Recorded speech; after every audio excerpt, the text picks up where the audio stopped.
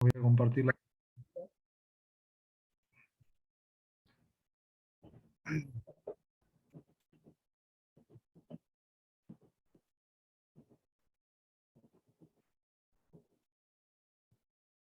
Ahora le voy a preguntar, Julio, ¿me podrás activar para compartir la presentación? Sí, ya tiene que estar, Ariel. Probá por las dudas. Ah, buenísimo. Gracias, Julio.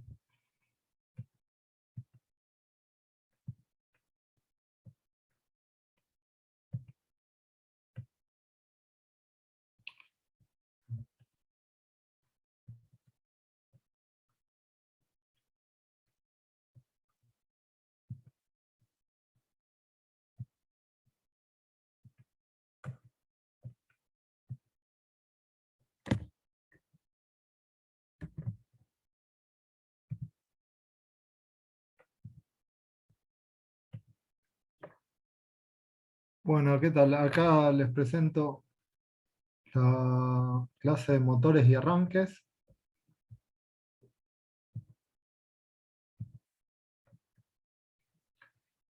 Vamos a hablar principalmente de los motores asíncronos, que son los que más se usan en la industria.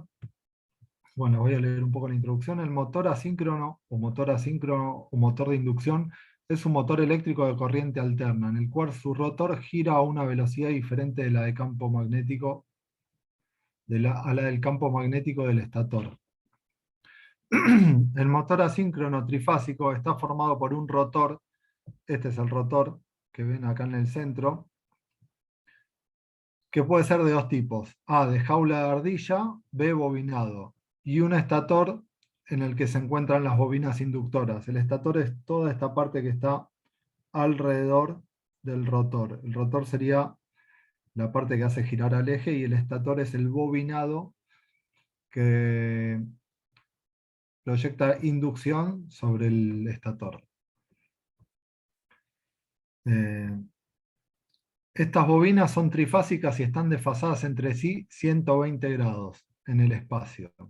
Según el teorema de Ferraris, cuando por estas bobinas circula un sistema de corrientes trifásicas equilibradas, cuyo desfase en el tiempo es también de 120 grados, se induce un campo magnético giratorio que envuelve al rotor. Este campo magnético variable va a inducir una tensión eléctrica en el rotor según la ley de inducción de Faraday. Este ensamblado se parece a las pequeñas jaulas de ardilla, perdona, a pequeñas jaulas rotativas para ejercitar a mascotas como... perdón, esta parte que me quedó mal expresada, pero lo que quiere decir acá es que el ensamblado termina pareciendo las rueditas que hace girar a las ardillas o a los hámsters, estas rueditas. Entonces por eso tiene el nombre de jaula de ardilla. Acá tiene un poco la descripción de cómo ha estado el motor, es más a título informativo, pero la parte más importante es la que sigue, donde hablamos de, ¿cómo se llama?, las formas de arrancarlo. Durante la puesta en tensión de un motor, o sea, cuando le damos corriente eléctrica, la corriente solicitada es considerable y puede provocar una caída de tensión que afecta al funcionamiento. Esto es, según el tamaño del motor que tengamos para arrancar y depende de la carga que tenga, como el motor no deja de ser una bobina, y las bobinas en el instante inicial se asemejan a un cortocircuito. Entonces, un motor grande o de tamaño considerable, como son los que se pueden usar en la industria, puede provocar una buena caída de tensión y consumir muchísima corriente. Eh, más, como dice acá, en el caso de que la línea de alimentación encima sea, por ahí, no sea la adecuada y esté un poco por debajo de lo que debería estar, por ahorro de costos o por lo que fuere, va a provocar una caída de tensión peor. Y va a provocar, por ejemplo, que a veces, como puede pasar en una casa, que parpadea la luz y demás. Entonces, ¿cuál es la idea para evitar esto? Los motores vienen con sus bobinados de forma tal que en la cual nosotros podamos acceder y podamos cambiar la forma de conexionado. Habrán escuchado hablar estrella o triángulo. Todavía estamos hablando de la parte eléctrica y no de los arranques. Entonces nosotros vamos a conectar el motor en estrella o en triángulo accediendo a su bobinado para lograr que este arranque produzca un golpe en la alimentación o una caída de tensión menor y sea más suave. Y después sí ponerlo en régimen. Esto se logra mediante el arranque estrella-triángulo. Acá les voy a mostrar de qué se trata.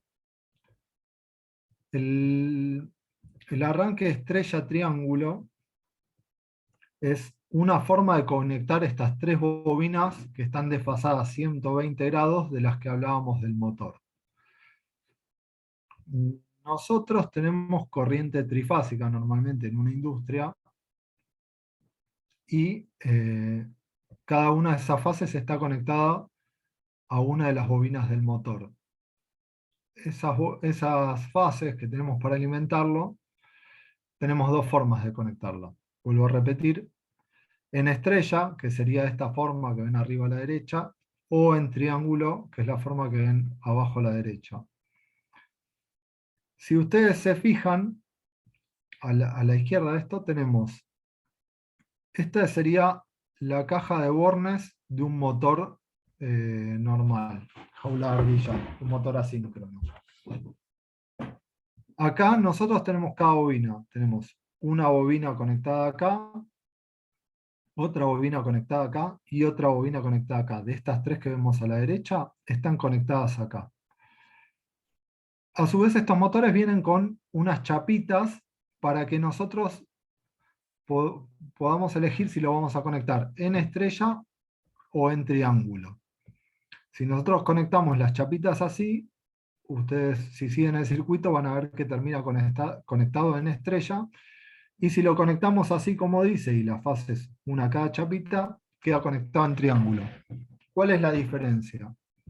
Si ustedes se fijan, las fases RST, entre una fase y la otra, terminamos teniendo dos bobinas en serie. Con lo cual, la caída de tensión va a ser mucho menor, la corriente de consumo va a ser menor porque tenemos dos bobinas.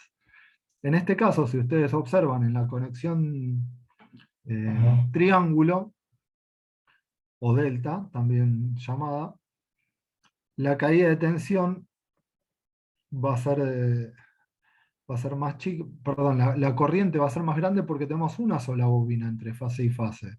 Y esto va a requerir más consumo. Entonces lo que se hace en la industria es un circuito de arranque con contactores para que en el primer instante que energizamos, el motor esté conectado en forma de estrella y al cabo de unos segundos se cambia y pasa a triángulo. Muchos motores se usan así cuando no son muy grandes. Entonces evitamos el golpe ese de tensión bajando bastante la corriente inicial y pasándola luego a esta configuración de triángulo para que sí ahí tome velocidad y entre en régimen la máquina a la velocidad que necesitamos. Esto es arranque directo. En un arranque directo la potencia del motor es débil con respecto a la red para limitar las perturbaciones que provoca la corriente solicitada. La máquina accionada no requiere un aumento progresivo de velocidad y dispone de un dispositivo mecánico, por ejemplo un reductor, que impide el arranque brusco. El par de arranque debe ser elevado, por el contrario, siempre que la caída de tensión provocada por la corriente solicitada pueda perturbar el buen funcionamiento de otros aparatos conectados a la misma línea. La máquina accionada no puede admitir sacudidas mecánicas. La seguridad o la comodidad de los usuarios se vea comprometida, por ejemplo, en los casos de las escaleras mecánicas, sería imprescindible recurrir a una artimaña para disminuir la corriente solicitada o el par de arranque. En estos casos, el medio más utilizado consiste en arrancar el motor bajo tensión reducida. Esos son los casos de los, ¿cómo se llama? de arranque directo. Vamos acá a ejemplo de arranque estrella triángulo, por ejemplo. Acá arriba tenemos las tres líneas trifásicas en este esquema y acá abajo tenemos el motor. Acá sacamos de la bornera que habíamos visto antes, si recuerdan esta bornera, en vez de conectar las chapitas, se saca directamente un juego de cables de cada borne o tornillo, se sacan 3 de acá arriba y 3 de acá abajo, se sacan 6 juegos de cable, ya no se conectan las chapas, y se conectan de una forma en la cual, acá por ejemplo hay un contactor, si ustedes se fijan, este contactor va a conectar este juego del bobinado en forma de estrella. Y este otro contactor, KM2, lo va a conectar en forma de triángulo. Entonces, ¿qué va a suceder? Nosotros con nuestro PLC podríamos decir, bueno,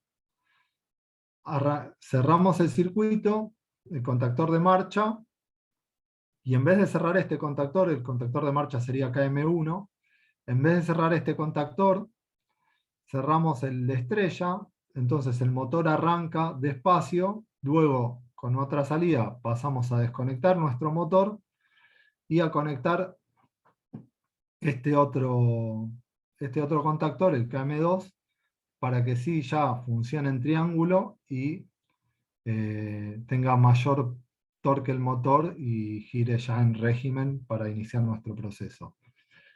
Esta es la forma más básica de arranque cuando no se puede arrancar directamente con un contactor.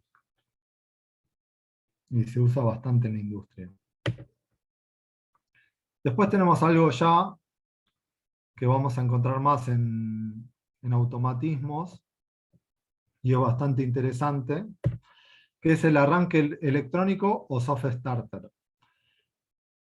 La alimentación del motor durante la puesta en tensión se realiza mediante una subida progresiva de la tensión, lo que posibilita un arranque sin sacudidas y reduce la punta de corriente, el pico de corriente. ¿Qué quiere decir? Este arranque tiene una electrónica dentro que de forma tal que realiza una modulación para que cuando nosotros le demos la señal a este arranque, directamente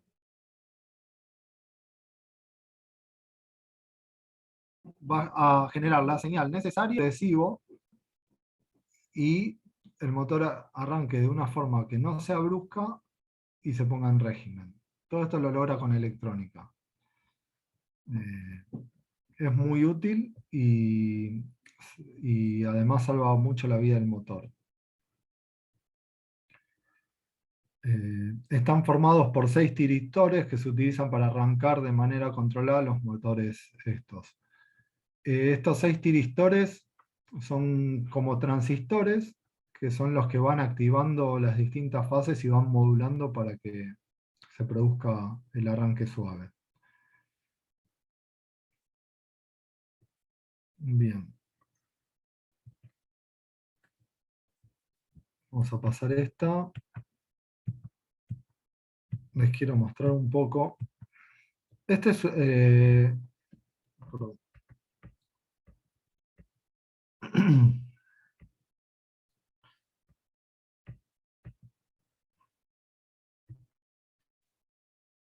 Estos, por ejemplo, les quería mostrar, no una diapositiva.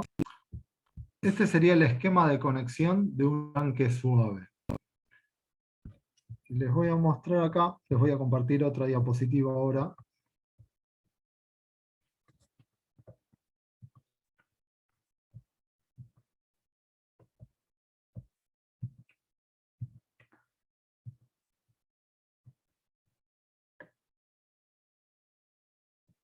Un segundito, por favor, les voy a compartir la hoja de datos del arranque.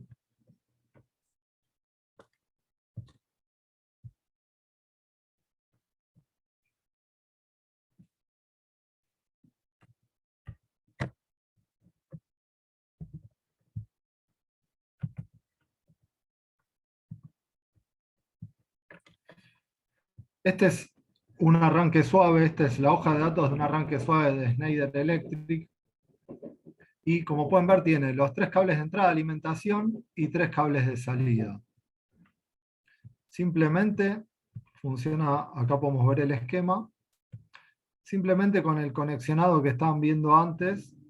Acá tenemos un esquema de conexionado. Se conecta el motor acá abajo, se conecta el arranque y por lo general se usa un contactor a la entrada del arranque suave para energizarlo y desenergizarlo, esto es por norma. Y acá tenemos el conexionado para marcha, parada, alimentación, etc. Tienen distintas configuraciones. Una cosa que tiene, este arranque es muy simple, es de lo más simple que hay, muy fácil de usar. Y por ejemplo, acá podemos ver cómo podríamos configurarlo para darle arranque. Simplemente se conecta este contacto al PLC, mediante un contacto con un relé, y cuando uno cierra ese contacto, el equipo da arranque y genera la rampa tanto de aceleración como de desaceleración en el caso de que uno la apague, para no hacer un frenado o un arranque brusco. Van a ver que tienen 3 controles acá en el arranque. El primer control es el retardo en la rampa de arranque. Si se fijan, P1 acá, dependiendo cómo configuren P1, esta rampa va a ser más brusca o más larga, hasta que entre en el régimen. Van a tener P2, el voltaje inicial de arranque, le pueden dar más o menos voltaje en el momento del arranque, y después sí queda la rampa.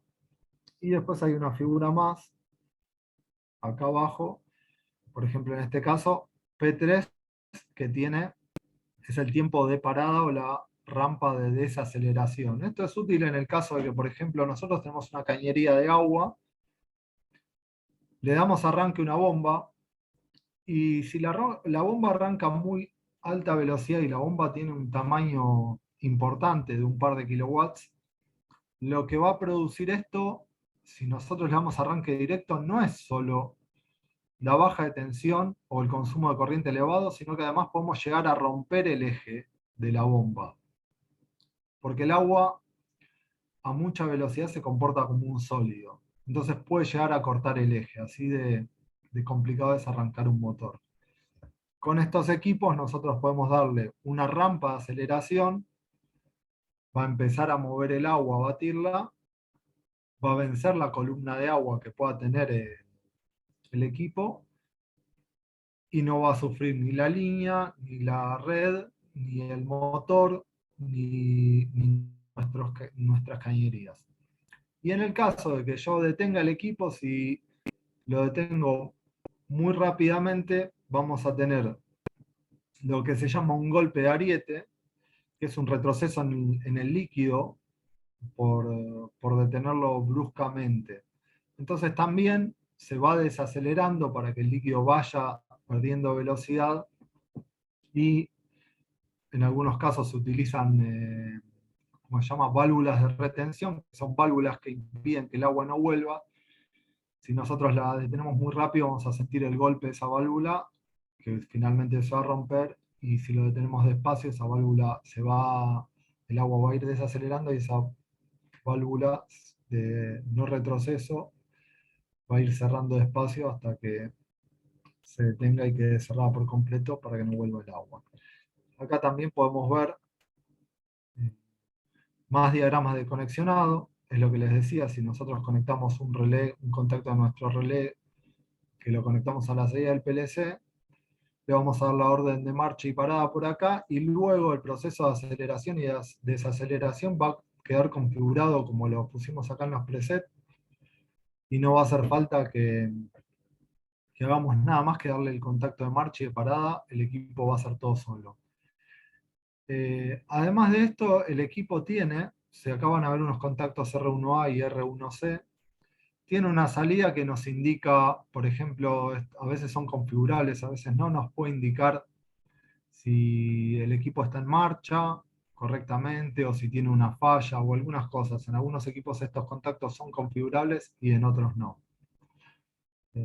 acá en el ejemplo vamos a ver arranque de 2 hilos y arranque de 3 hilos.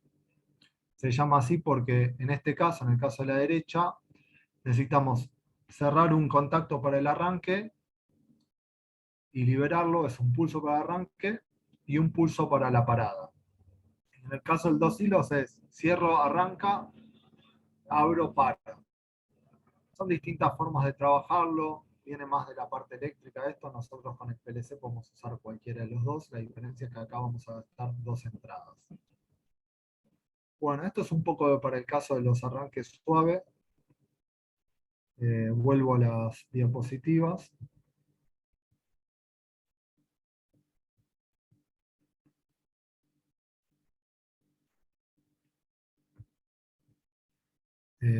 Bueno, acá está el control mediante 2 hilos y 3 hilos.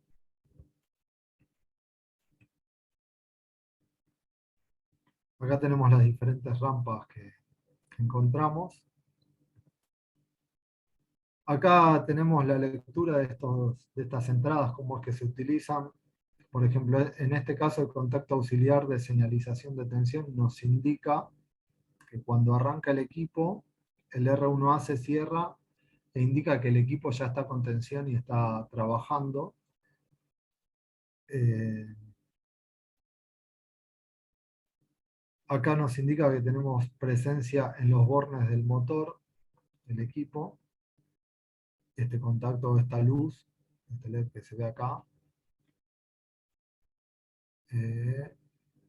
Y bueno, tenemos la señal de boost que nos indica que arrancó y se detiene cuando eh, le quitamos el contacto de marcha. Pero todos, por lo general, salvo este caso del LO1, los demás apenas le damos tensión, empiezan a indicar el arranque y el momento de la parada del equipo.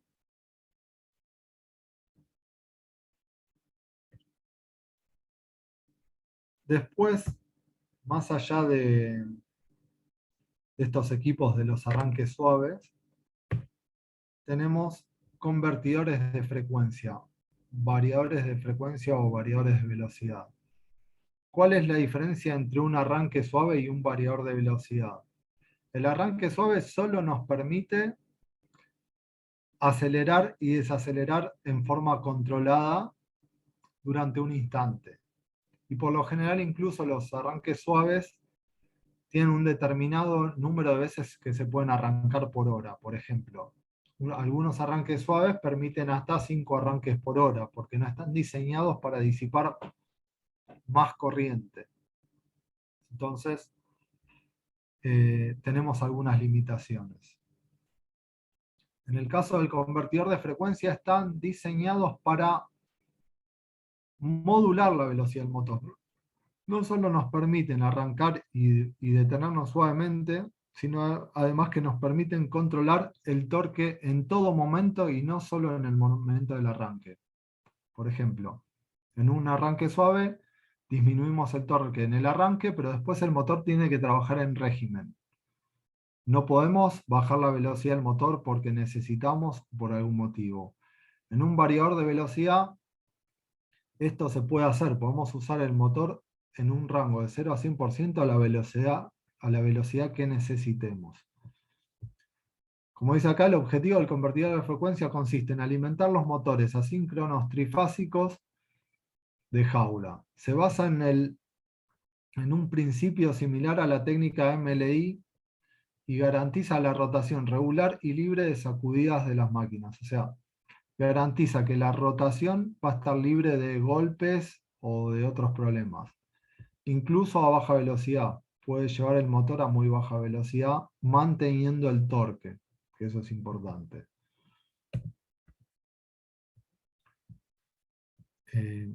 ¿Cómo logra esto? Bueno, ahora les voy a comentar.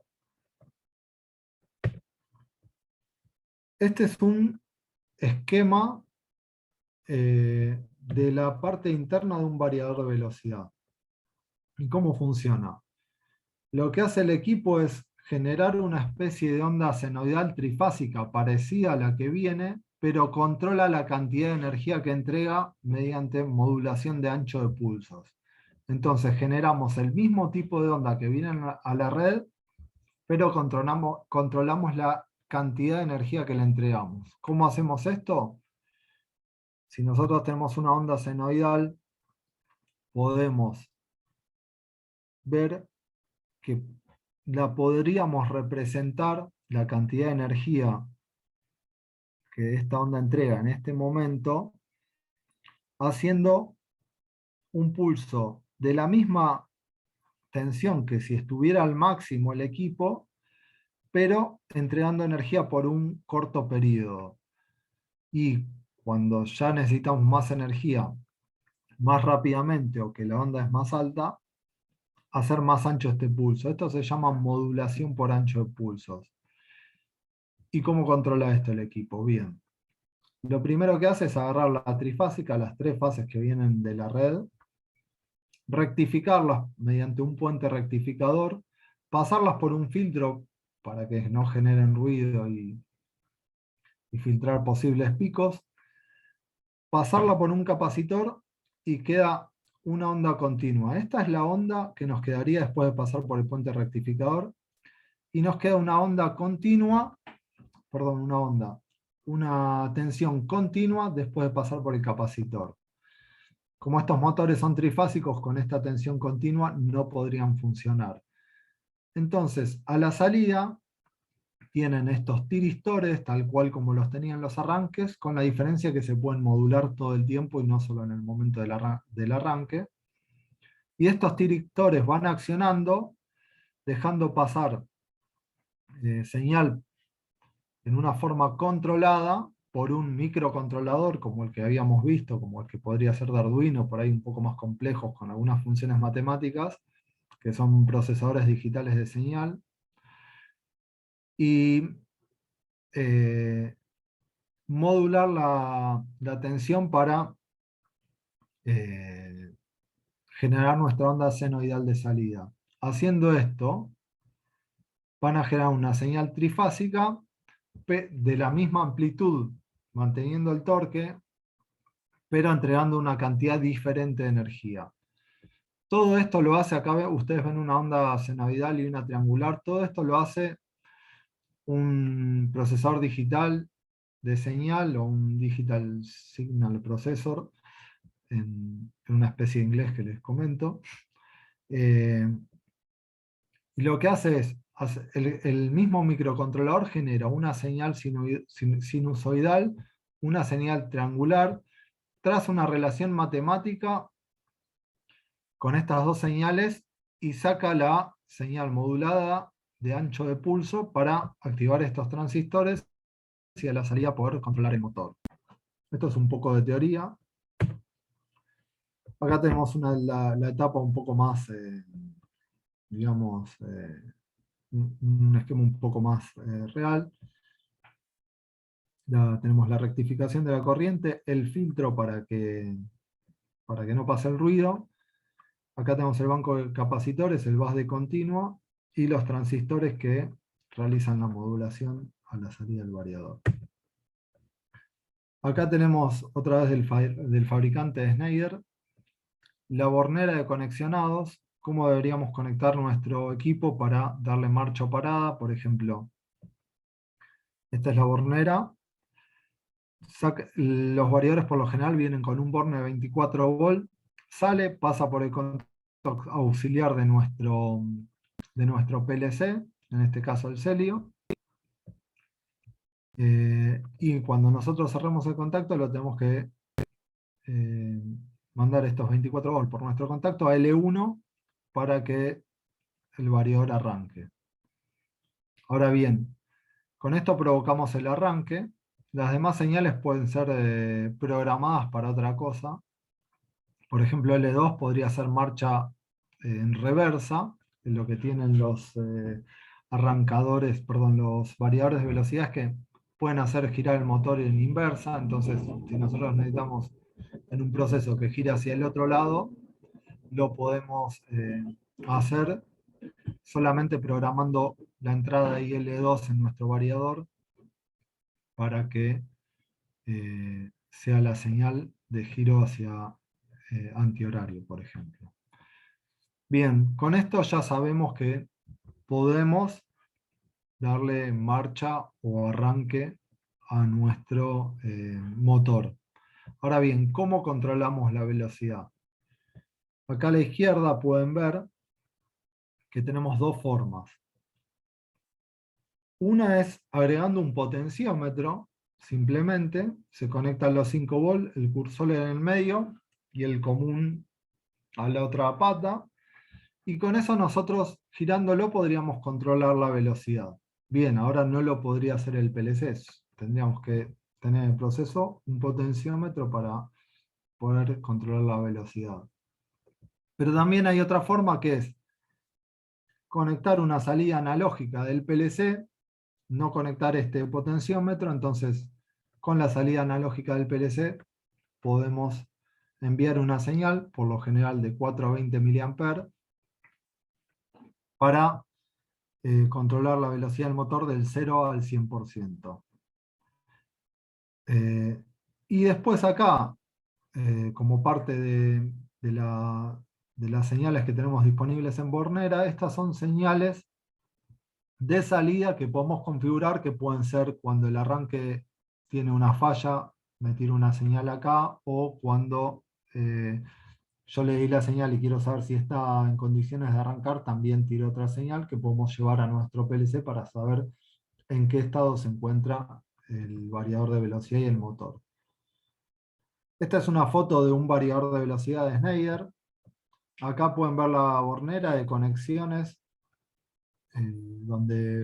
que podríamos conectar a nuestro PLC con las señales para el control. Y acá podemos ver las borneras de conexiones para la alimentación y el motor. De este lado de RL1, RL2 y RL3 iría la alimentación, y acá en en RST iría la conexión del motor. Y después con esta rueda que tenemos acá a la derecha y esta botonera, tenemos códigos de función que ahora les voy a mostrar para programar las distintas funciones que le queremos dar, tanto a los relés estos de salida que nos pueden indicar el arranque, la parada o la falla, como para otras funciones que tiene este equipo. Acá tenemos, por ejemplo, un ejemplo de control de velocidad del variador. Esta va a ser la parte que va a estar conectada a nuestro PLC mediante un relé para darle la marcha y parada. Y esta es la señal que va a estar conectada a nuestro PLC de 0 a 20 mA, que va a controlar la velocidad del motor de 0 a 100%, en nuestro caso, para poder modular. Acá hay un ejemplo de cómo se configura, cómo se puede configurar esto, y está todo en el manual qué código hay que usar para cada configuración en el caso de querer realizar un control de velocidad. Bueno, esto es todo. Les quería mostrar también ahora la parte de la hoja de datos del variador.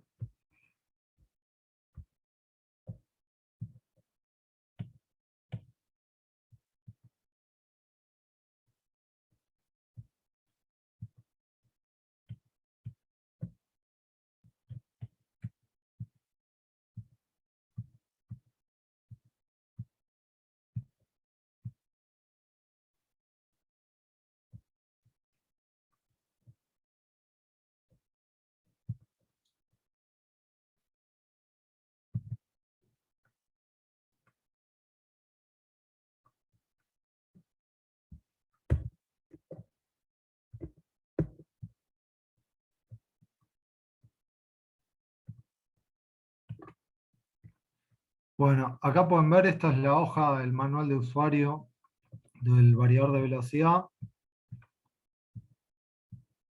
Van a ver que es bastante abundante en información porque tienen mucho de configuración estos equipos. Bueno, acá están las diferentes potencias y las diferentes corrientes que se pueden manejar con cada uno de los modelos, las dimensiones según el modelo y la capacidad de corriente. Y acá tienen, por ejemplo, un diagrama de conexionado del equipo, un diagrama general. O sea, nosotros lo sacamos de la caja, queremos probarlo, queremos ver cómo funciona, lo tendríamos que conectar así.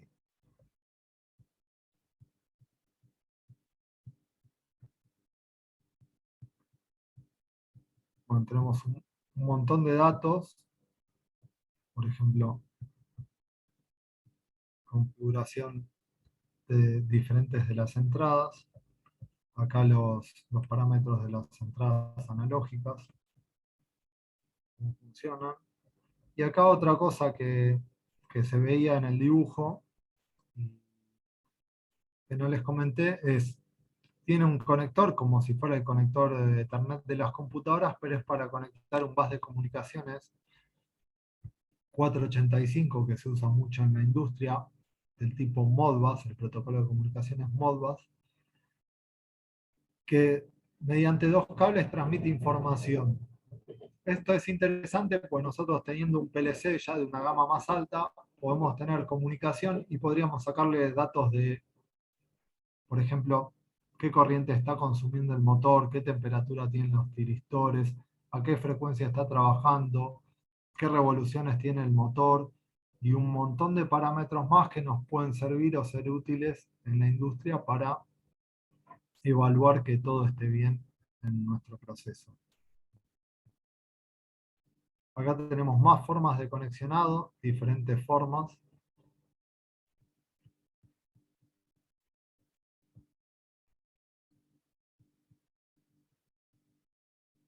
Acá tenemos un vistazo del display. Por lo general, muchas veces se pueden configurar con un programa y bajándole los datos de una máquina, y si no, los podemos hacer eh, toqueteando los códigos para ir configurando las diferentes cosas. Por ejemplo, acá nos explica cómo se van configurando las diferentes entradas o salidas según los códigos. Valor de referencia de velocidad. La referencia de velocidad es la velocidad a la cual deberíamos ajustar nuestro variador para que la bomba, para la velocidad de la bomba. Y puede ir desde menos 400 a 400 Hz. Esto se configura en el parámetro 402, etc. Tenemos un montón de velocidad de referencia. Tenemos un montón de cosas para configurar y para ver en pantalla. Así que bueno, esto es todo lo referente a tipos de arranque y a motores que vamos a ver en el curso. Y bueno, no sé si tienen alguna pregunta o les quedó alguna duda con respecto a este tema.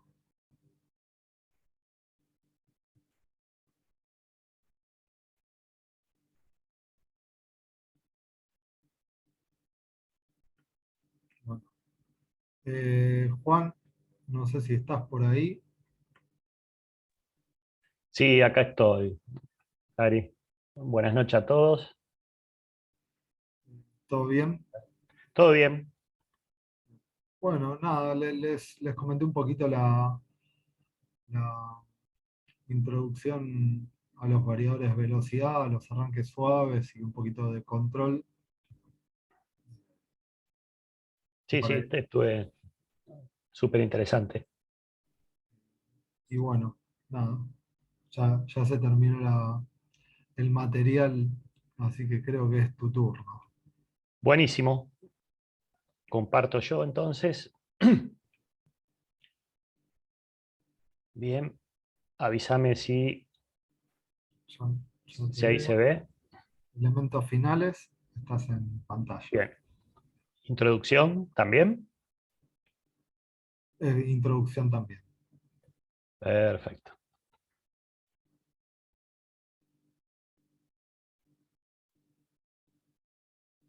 Bueno, ¿ahí se me escucha bien?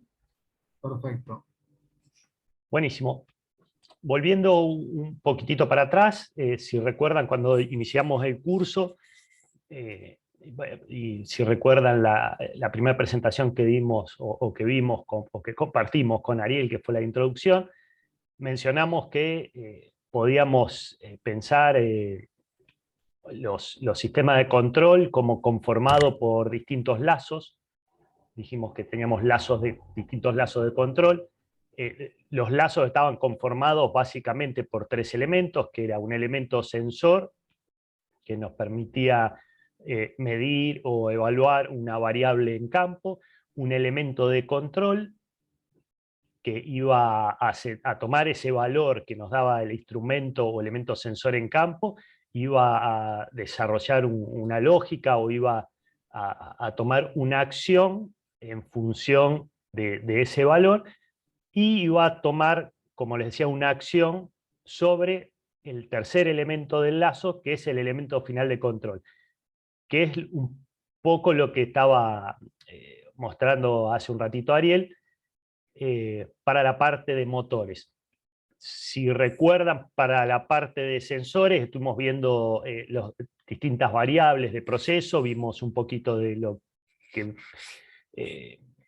que se usa para sensar presión, temperatura, nivel y caudal, que son las variables típicas de cualquier proceso industrial. Repasando un poquito también esto, hicimos una división en los instrumentos para ir estudiándolos. Dijimos que existían instrumentos que eran de indicación local y solamente nos daban una indicación local, como por ejemplo para presión un manómetro. Después dijimos que había instrumentos que nos generaban señales que llamamos discretas, que las definimos como DI para el elemento de control, que en nuestro caso es el PLC, que era Digital Input. Esos tipos de instrumentos los definimos como interruptores, porque abrían y cerraban un interruptor en función de la variable sensada. Y por ejemplo, en el caso de presión, teníamos los presóstatos.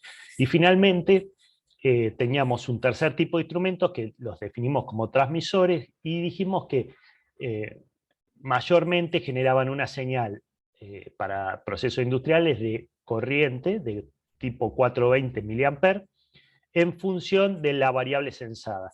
Por ejemplo, siguiendo la línea de la presión, teníamos un transmisor de presión.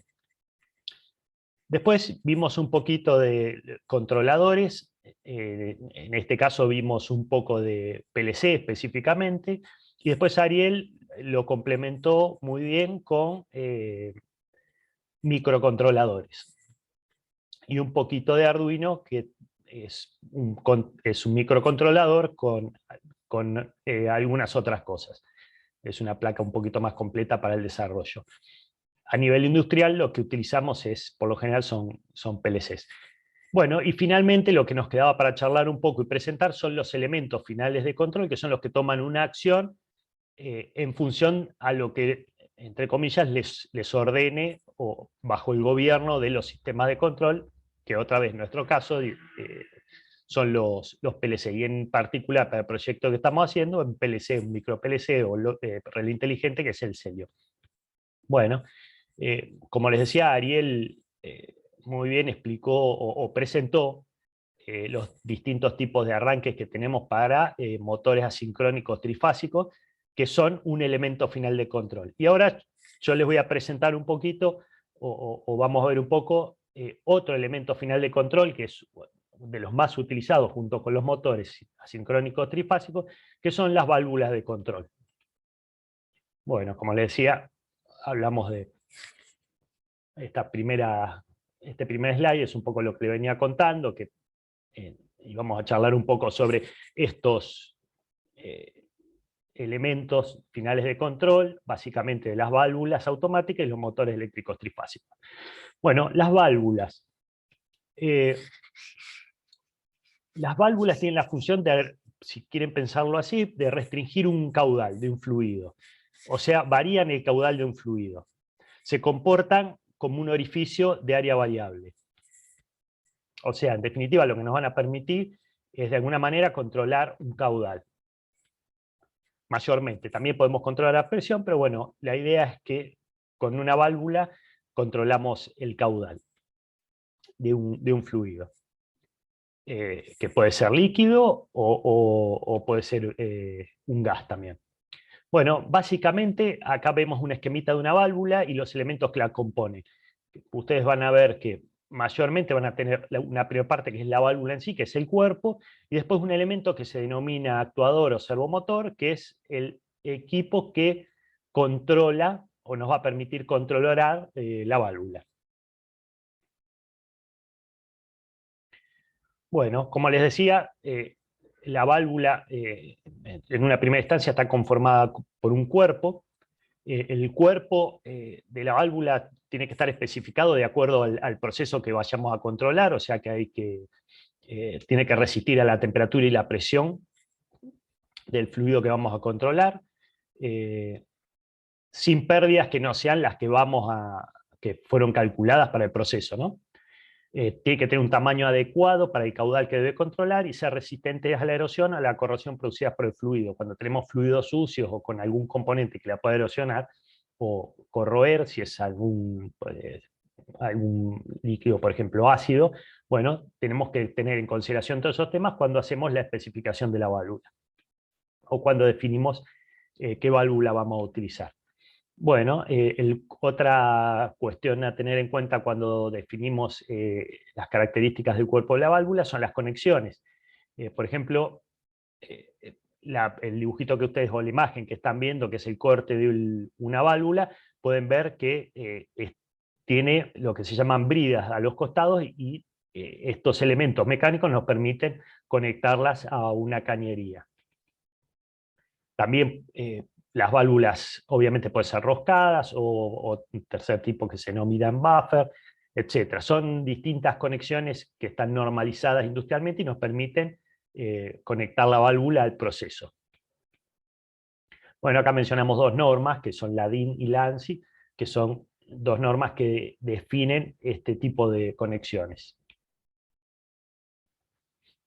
Bueno, otros elementos que componen la válvula son el obturador y el asiento, que componen lo que se denominan en la jerga el trim. Ustedes van a ver, pueden llegar a escuchar el término trim. Bueno, el trim son los internos de la válvula, es la parte que está en contacto con el fluido de la válvula. También componen el trim o el cuerpo de la válvula, el vástago, la empaquetadura, anillos de guía, bueno, son los distintos elementos que la componen, el obturador y el asiento, los asientos, si la válvula tiene más de un asiento. Bueno, ¿cómo se llama? El obturador está unido al vástago y pasa a través de la tapa del cuerpo de la válvula y es accionado por lo que dijimos que era el servomotor o el actuador. Bueno, el obturador y el asiento de la válvula son los encargados de controlar el paso del fluido gracias al orificio de paso variable que conforman estos dos elementos, cuando variamos la posición del obturador en el cuerpo de la válvula. Y puede actuar, bueno, en el sentido de su propio eje o tener un movimiento rotativo. Ahora lo vamos a ver un poquito de eso. Acá volviendo al esquemita principal, vemos un actuador que es del tipo neumático. En la parte superior vamos a tener una entrada, un ingreso de aire, que va a actuar sobre o va a ejercer presión sobre un diafragma, que si ven está soportado por un resorte, entonces a medida que le demos presión a ese diafragma, se va a presionar más el resorte y va a permitir que el vástago, que es este cilindrito que vemos acá, suba o baje y permita que el obturador o tapón, como está indicado acá, se ubique sobre el asiento de manera de ir abriendo y cerrando la válvula. Si ven ese movimiento que el servomotor o el actuador hace a través del vástago sobre el tapón o el obturador, entre el obturador y el asiento de la válvula, hacen las veces de un orificio variable. Y eso nos va a permitir, como ven, el ingreso del líquido es por la izquierda, pasa por la válvula a través del tapón o obturador y el asiento y pasa para el otro lado, digamos. Esto entonces, el obturador y el asiento, como decíamos antes, nos generan o conforman un orificio variable que nos permiten controlar el caudal. Bueno, esto un poco ya lo veíamos. Bueno, un poco acá es lo que les contaba recién, la posición relativa entre el obturador y el asiento permiten pasar el fluido desde de un caudal nulo o casi nulo hasta un caudal máximo. Y con una relación entre el caudal y la carrera, que es el desplazamiento del vástago que vimos, que era ese cilindro que estaba unido al actuador y al obturador y se apoyaba sobre el asiento, que viene dado por las denominadas curvas características de la válvula, ese movimiento o carrera. ¿Por qué decimos que es casi nulo? Porque en particular para las válvulas de control, estas válvulas lineales, es difícil obtener un cierre totalmente hermético y perfecto. Bueno, mencionamos un término que era empaquetadura. Acá pueden ver gráficamente lo que es la empaquetadura, que es una barrera de presión, en realidad es un sello, que actúa radialmente limitando la pérdida de fluidos hacia el exterior, entre el vástago y la tapa o cuerpo de la válvula. Si ven acá, el packing o la empaquetadura, digamos, funciona como sello, nos permite actuar el obturador a través del vástago, a través de la tapa de la válvula y dentro de la válvula, y que no tengamos pérdida de fluido al exterior. Bueno, algunos de los materiales son materiales no metálicos, semimetálicos o metálicos, los materiales de la empaquetadura que conforman este sello. Bueno, mencionamos que tenemos en la parte superior de la válvula, o en el gráfico que vimos, unos elementos que son los actuadores o servomotores, que son los elementos que nos permiten actuar, valga la redundancia, sobre el vástago y controlar la posición del obturador con respecto al asiento de la válvula y de esa manera controlar el caudal. Bueno, tenemos gran variedad de actuadores que pueden ser neumáticos, como el que vimos primero, hidráulicos, eléctricos, a su vez pueden ser digitales o inclusive manuales. Bueno, acá mencionamos que dos de los tipos más utilizados son los neumáticos eléctricos, en particular los neumáticos porque son realmente sencillos, de rápida actuación, y tienen una gran capacidad de esfuerzo. Básicamente, como vimos, el neumático es un diafragma, una cápsula que contiene diafragma y un juego de resortes. Bueno, cuando hablamos de actuadores neumáticos, el valor de presión de la señal neumática que acciona estos actuadores está normalizado y es de 3 a 15 PSI. Este es un valor normalizado dentro de la industria. Como decíamos, el actuador está conectado directamente al vástago, que posiciona al obturador, repetimos, para que quede claro, posiciona dijimos, el vástago al obturador con relación al asiento de la válvula y conforman este orificio variable que nos permite controlar el caudal. Y acá vemos dos tipos de... En la imagen podemos ver dos tipos de actuadores neumáticos. Bueno, podemos ver o podemos dividir a las válvulas en dos grandes grupos, que son válvulas con obturador de movimiento lineal y válvulas con obturador de movimiento rotativo. Y también podemos después subclasificar dentro del movimiento lineal distintos tipos de válvula de acuerdo al cuerpo, como por ejemplo tenemos dentro del movimiento lineal o con movimiento lineal válvulas tipo globo, válvulas tipo pinch, diafragma, compuerta, y dentro del movimiento rotativo, que ahora las vamos a ver un poquito, junto con el movimiento lineal, tenemos válvulas que seguro habrán escuchado nombrar, que son válvulas mariposa, de obturador excéntrico, válvula bola, dentro de las válvulas bolas segmentada, notch, full, etc. Bueno, las válvulas de movimiento lineal son las que el obturador se mueve en la dirección de su propio eje. Y podemos subclasificarlas a su vez en válvula globo. Dentro de la válvula globo tenemos otra subclasificación que es válvula tipo jaula, válvula diafragma y válvula compuerta.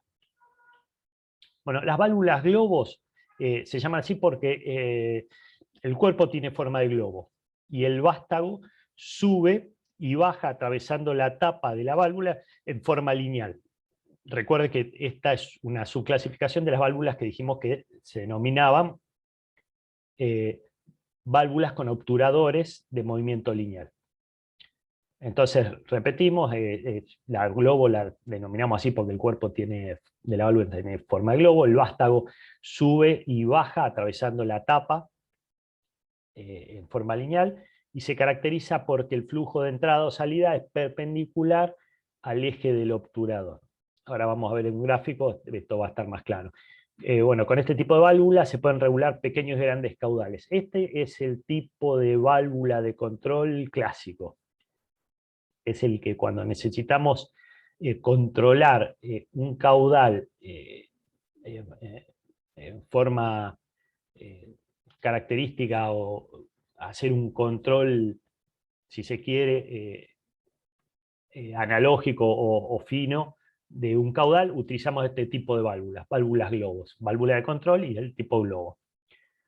Bueno, el diseño de estas válvulas es simple, las carreras para el control son de poca longitud y son de operación rápida, pues son siempre, podemos asociar, si quieren, movimientos rápidos con movimientos neumáticos. Los actuadores eléctricos son más lentos. Bueno, son más precisas y tienen mayor variedad de curvas características. Bueno, podemos decir que son algunas de las ventajas. Algunas de las ventajas es que son sensibles a las fricciones en la guía. Pues lo vamos a ver en la imagen ahora. Soportan menos presión diferencial por el tipo de diseño. Por su diseño no son tan buenas para fluidos sucios o con partículas sólidas. Tienen menor capacidad que las rotativas. Y son más voluminosas y pesadas. Suelen ser más caras que las rotativas. Bueno, y acá tenemos la imagen que es la primera que vimos, que era un gráfico por ahí un poco más escueto, con menos detalle. Este es el corte de una válvula convencional globo, donde podemos ver el actuador neumático, como les decía, con diafragma y resortes, el vástago, y como ven, el movimiento del vástago y el obturador es lineal, sube y baja, atravesando, como decíamos en algunas de las filminas o slides anteriores, atraviesan la tapa en forma lineal. Y el caudal es perpendicular al vástago.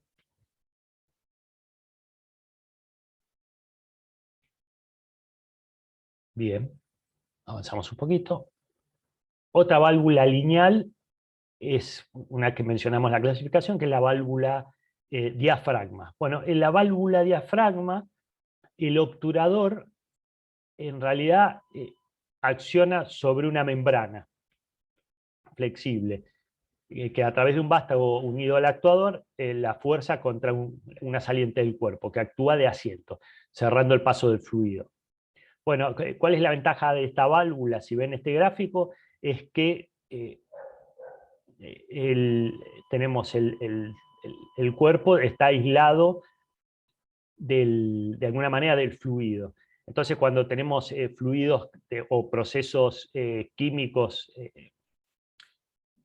con fluidos negros o fluidos sanitarios o corrosivos, podemos utilizar este tipo de válvula.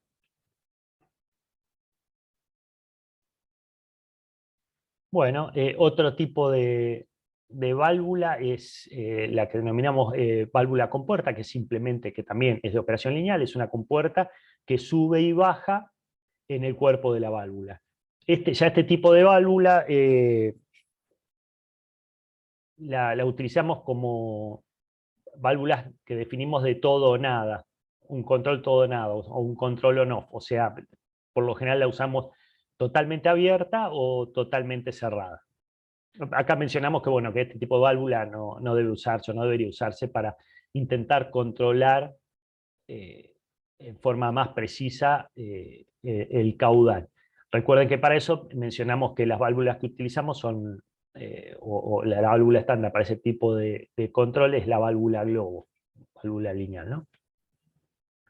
Bueno, después, anteriormente mencionamos que teníamos válvulas con obturador de movimiento lineal, y teníamos otro tipo de válvulas que son las de movimiento rotativo.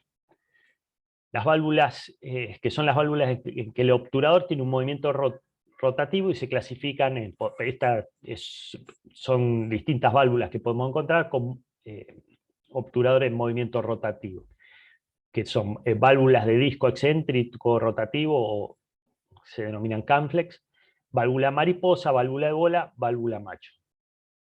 Bueno, la válvula de disco excéntrico consiste en un obturador de una superficie segmentada, que lo ven acá representado.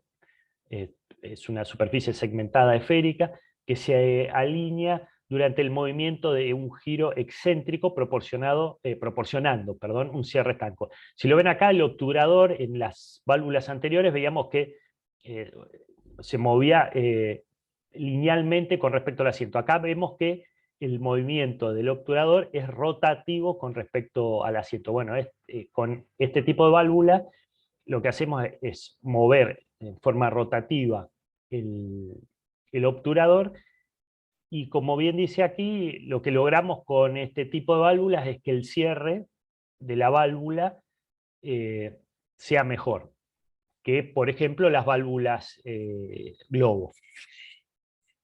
Entonces, ya vemos que, por ejemplo, este tipo de válvulas nos van a resultar mejor si queremos hacer un control todo o nada, o sea, on-off, o sea, simplemente abierto o cerrado, ya que nos permiten un mejor cierre.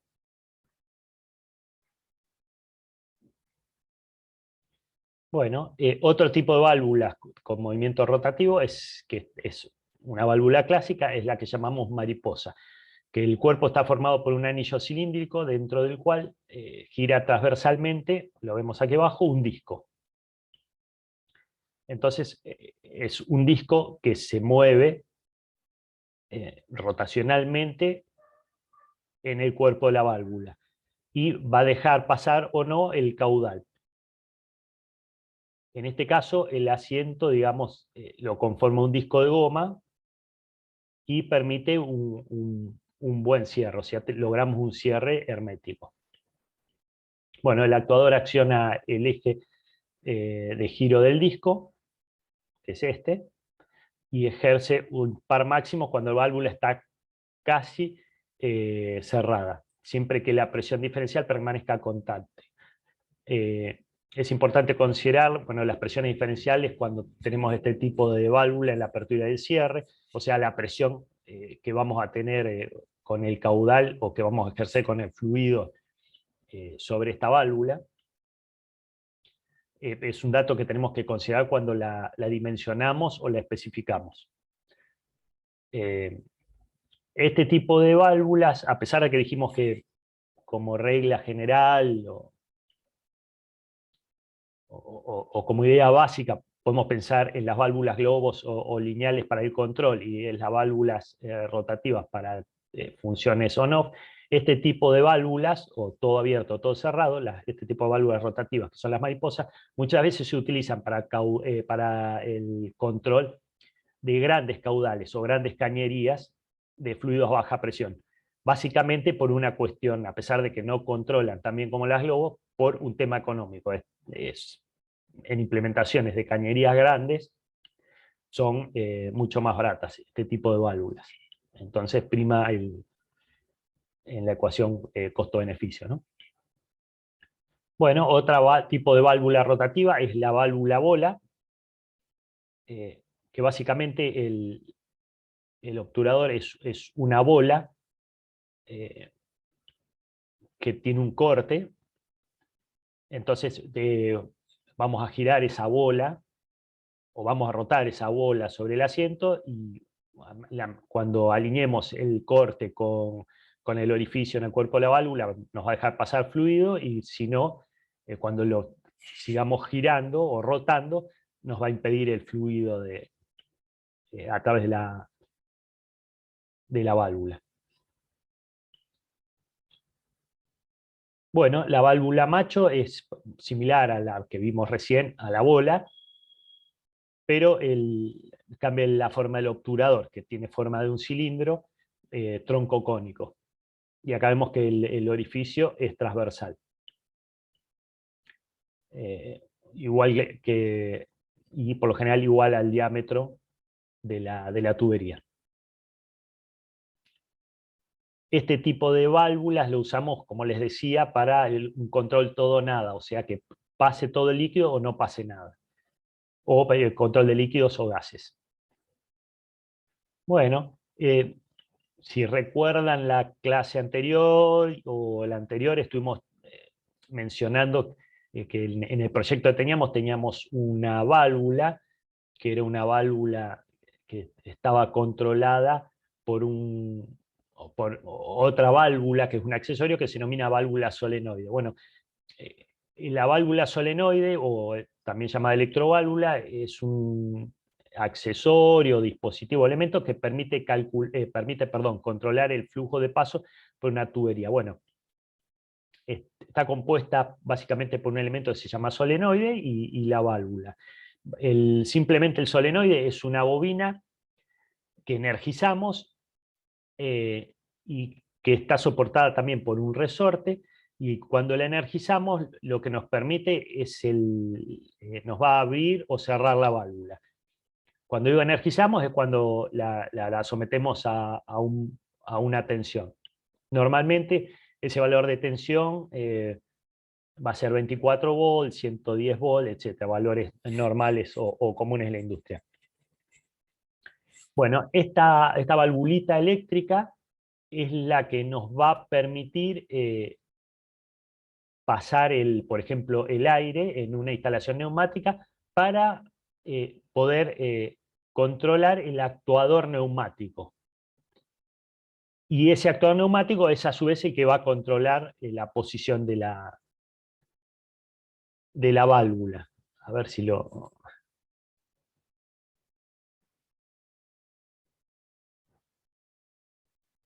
Lo tenemos por acá.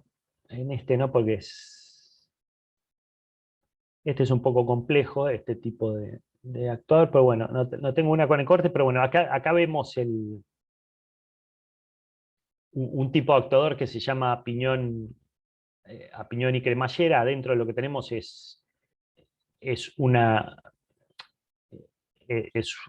placa con resortes, y vamos a introducir aire que va a ejercer presión sobre esta placa, que se va a comprimir contra estos resortes. Cuando le sacamos el aire, actúan los resortes y esa placa vuelve a su posición original. Bueno, esta placa a su vez tiene solidaria una cremallera que acciona un piñón que es el que está solidario al vástago. Entonces, cuando accionamos esa placa, lo que hacemos es mover una cremallera que le va a dar movimiento a un piñón que, como les decía, va a girar el vástago. Y como recuerdan, este tipo de válvulas, el obturador es rotativo con respecto al asiento.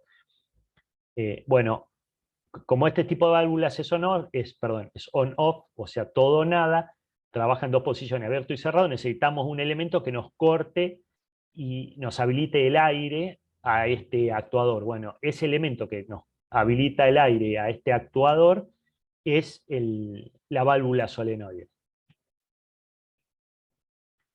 Bueno, otro elemento que mencionamos accesorio en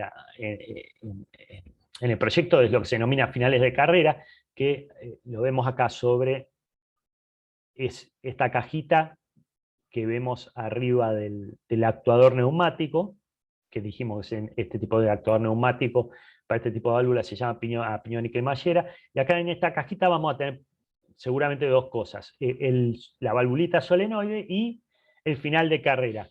¿Qué nos permite el final de carrera para este tipo de válvulas? Comprobar si la válvula está abierta o está cerrada.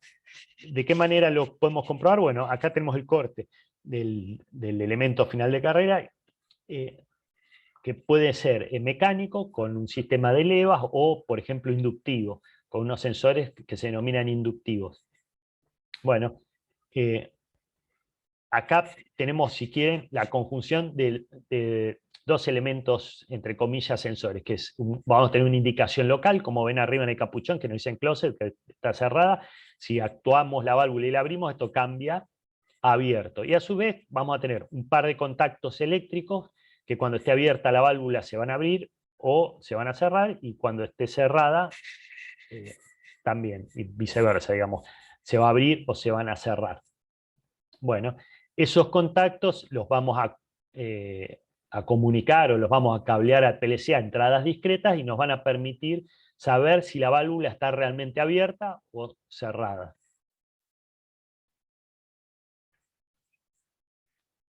Bueno, las válvulas de control en general también podemos decir que tienen dos tipos de acciones. De acción directa, cuando el vástago baja para cerrar, o inversa, cuando el vástago sube, tiene que bajar para abrir. Lo mismo, esta definición la podemos aplicar para los actuadores.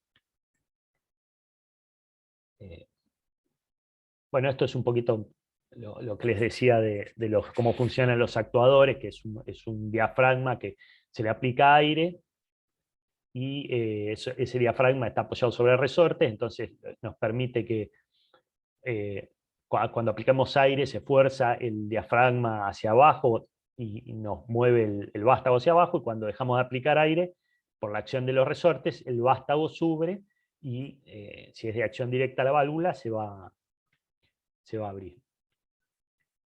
Bueno, un concepto para que tengan es el dimensionamiento de la válvula. Las válvulas de control las dimensionamos a través de un coeficiente que se llama CB y KB para nosotros, que trabajamos con el sistema, no con el sistema imperial.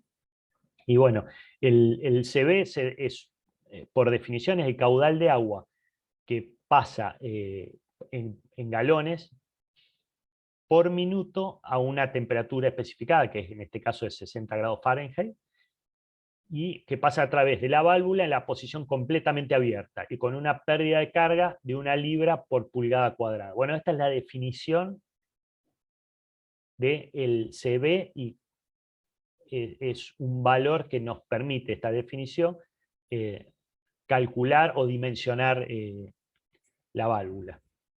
O sea, nos dice que este CB es el agua, para el cálculo de CB se utiliza agua como fluido. Entonces nos dice que bajo ciertas características el CB de la válvula es el caudal de agua que pasa en 1 minuto a una temperatura específica, con la válvula totalmente abierta. Y cuando sometemos a la válvula a una diferencia de presión, o mejor dicho, genera esa válvula una pérdida de carga X, que para el CB es 1 libra por pulgada cuadrada. Bueno, en los países como el nuestro, que usamos el sistema métrico, el coeficiente en realidad se llama KB, está definido por el estándar IEC 534, y es el caudal de agua entre 5 grados y 30 grados centígrados en metros cúbicos por hora, que pasa a través de la válvula a una apertura dada, y con una pérdida de carga en la válvula de 1 bar. Bueno, el factor KB para la válvula totalmente abierta se denomina KBS, mientras que el valor mínimo de la válvula se llama KB0. O sea, cuando la válvula está del todo abierta o casi cerrada, nos genera estos valores de KB. y la relación entre el máximo y el mínimo es la rangeability o la rangeabilidad, la gama de caudales que nos permite regular la válvula. Bueno, y creo que sí. Por último, les mencionamos un fenómeno o un evento que se produce generalmente en las válvulas de control, y también lo pueden escuchar para las bombas, que se denomina cavitación. Bueno, para entender un poco qué es la cavitación, tenemos que considerar que un líquido, si lo calentamos a una presión constante, en algún momento va a generar, va a desprender vapores. Bueno, lo podemos pensar también con una temperatura, si mantenemos una temperatura constante y variamos la presión, también el líquido va a generar un vapor. Entonces, si volvemos a lo que vimos como definición de la válvula, que era un orificio o una restricción que nos permitía nos permitía controlar un caudal, bueno, cuando sometimos el fluido o el caudal a una restricción, de un lado y del otro esa restricción, vamos a tener una pérdida de carga o una pérdida en la presión. Bueno, si esa pérdida de carga es mayor que o nos genera una pérdida de carga o una presión tal que se supera o es menor que la presión de vapor del líquido, que es la presión a la cual se genera el vapor en el líquido, bueno, el líquido va a generar lo que se llaman burbujas de vapor. Esas burbujas de vapor generadas por esa caída de presión que está por encima de, perdón, por debajo de la presión de vapor del líquido, van a lo que se llama, o a lo que se denomina implotar después a lo largo de la válvula, a la medida que se generen, y van a ser directamente, no son explosiones, pero sí lo podemos asociar a una explosión, son implosiones, porque son burbujas de vapor que implotan, y bueno, van a generar un ruido que es muy característico por lo fuerte, y inclusive movimiento mecánico y fuertes vibraciones. Tan fuertes que van a producir la rotura de los internos de la válvula, o, como les decía, también se producen las bombas, y se van a comer el material y nos van a dañar los equipos. Bueno, acá se ve un poco mejor en el gráfico lo que les intentaba explicar de que cuando en esta línea tenemos la presión de vapor del líquido, nosotros avanzamos a través de la cañería, y cuando pasamos por la válvula tenemos una restricción, tenemos una caída de la presión. Bueno, si ven acá, la presión del líquido es menor que la presión de vapor, entonces se va a generar vapor, ese vapor se va a convertir en burbujas. Esas burbujas, cuando volvemos por encima de la presión de vapor, van a implotar y van a generar la rotura del equipo. Y bueno, por debajo, si lo mantenemos por debajo, se produce otro fenómeno que se denomina flashing, que también genera la rotura del equipo. Si ven imágenes de válvulas o bombas que están afectadas por cavitación o flashing, se ve que cómo se come el material es distinto, pero básicamente las dos terminan directamente en la destrucción del equipo. Bueno, como en el resto de las presentaciones, tienen una serie de links a empresas que se dedican a hacer válvulas de control clásicas, que son Emerson Fisher o Samsung o Valvol, que es nacional. Y después, como siempre, una serie de preguntitas como tarea para que vayan completando. Bueno, esta fue básicamente la presentación que armamos para válvulas. No sé si tienen alguna... Perdón que había algo en el chat. Ariel. No sé si tienen alguna duda de lo que vimos, tanto de válvulas como de variadores, arranques suaves o arranques directos.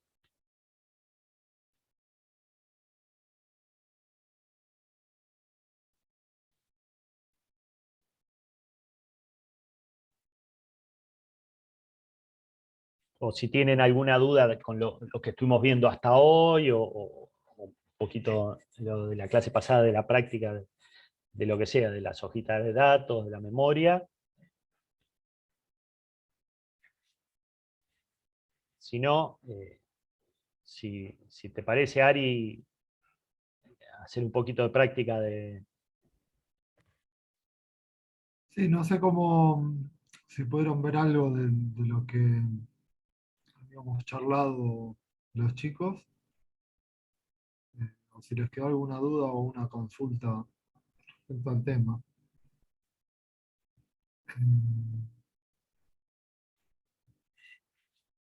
¿Qué parte te parece arrancar con el tema ¿cómo se llama? De la práctica del celio, de los contactos y demás?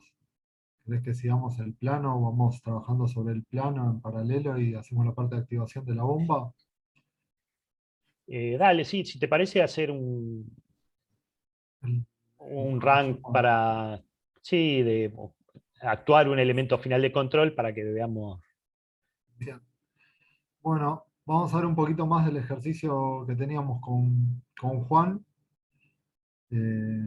sobre el control de, las, de la bomba y del tanque.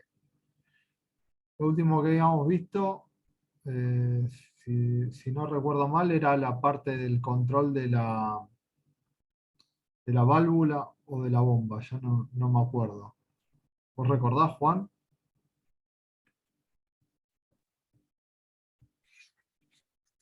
Creo que si te parece igual, podemos ver, armar la marcha de la bomba, porque después un poco se puede replicar sobre el mismo esquema sobre la válvula. Hacer Sí, igual lo teníamos armado. Fíjate, yo ahí comparto la pantalla, así ves lo que teníamos armado.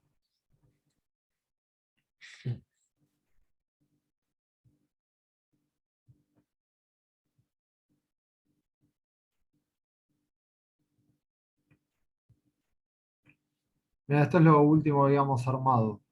Habíamos visto acá, eh, para la apertura y cierre, si el nivel...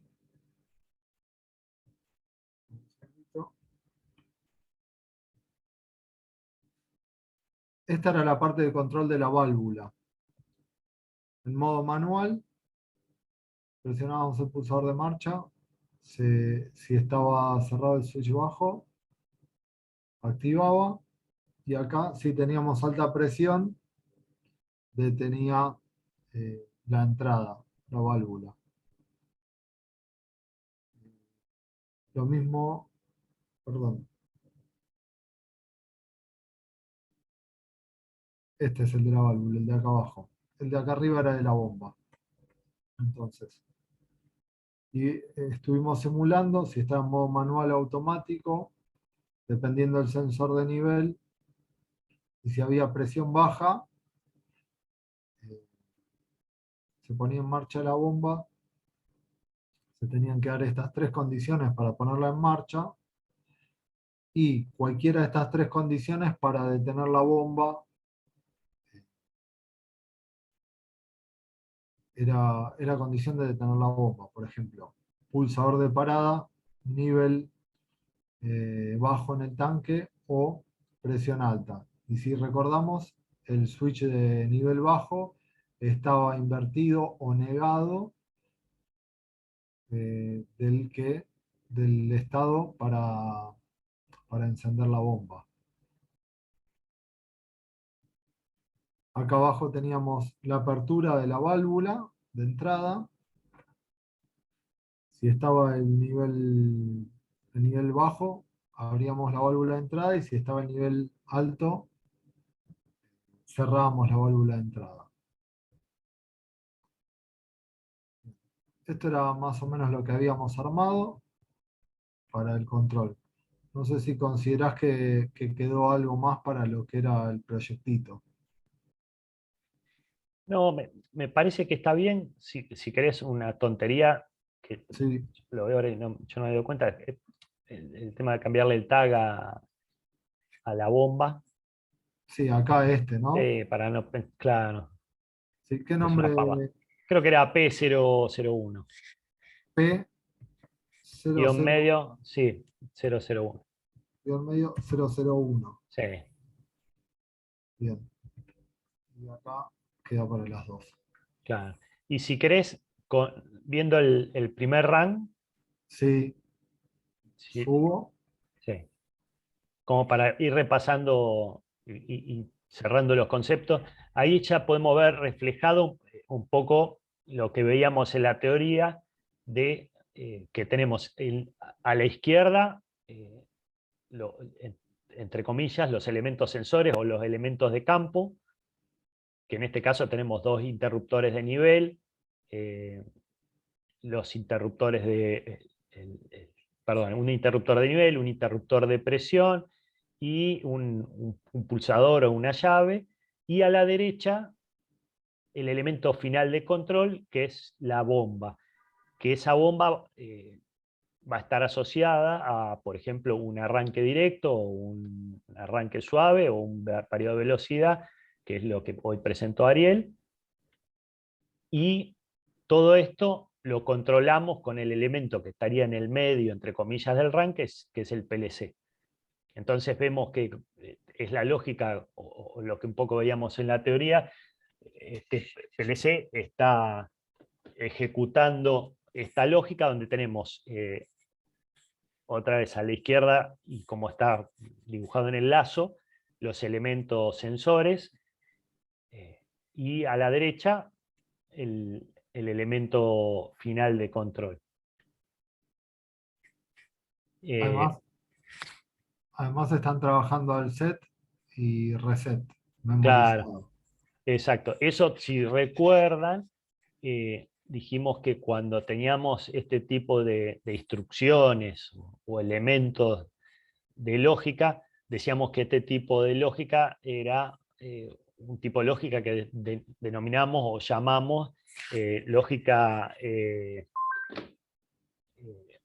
secuencial, porque tenemos un elemento que es el set reset o flip flop, entre comillas, que es un elemento que tiene memoria. Si no tuviéramos esta instrucción set reset o flip flop y fueran todos contactos abiertos y cerrados, estaba asociado a otro tipo de lógica que denominamos lógica combinacional, donde las salidas solamente dependen de las entradas en ese instante. En cambio, en el cambio anterior, en la lógica secuencial, dependen del estado de las entradas y la historia previa de las entradas. Que si recuerdan, hicimos la experiencia de probar cambiar todas las entradas, y sin embargo, con un set reset, si no actuábamos sobre el reset, si teníamos puesto el set, no pasaba nada.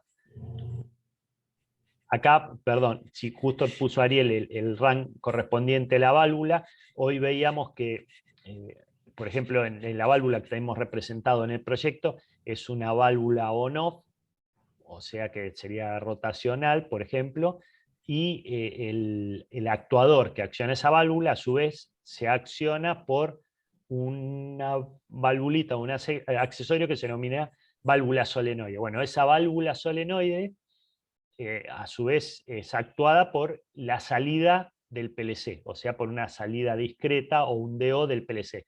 Entonces, acá lo que hacemos es conectar la válvula solenoide a la salida discreta o DO del PLC que dibujó Ariel en esta línea que decíamos que se llama RAN, lenguaje de programación ladder, que es este lenguaje de programación que estamos usando, bueno, y nos permite abrir y cerrar la válvula. Nada, no, yo creo que el ejercicio está más o menos completo. Si no sé, alguno de los chicos tiene alguna duda, aprovechando que somos pocos, la podemos despejar. Si no,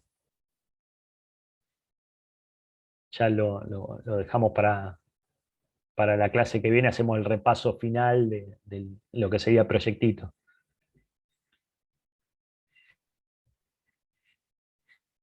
Bueno. Si Bueno, vos, creo. o no sé si querés agregar algo más, Ari, eso. No, lo último que habíamos visto, bueno, la última, porque están todos trabajando memorizados, lo último era esto, que era más que nada para un ejemplito de- de trabajo sin memoria, ¿no? Esta última línea y quedó bastante completo el ejercicio. Creo que podemos ir cerrando. Bien, otra vez sí. No sé si alguno tiene alguna duda.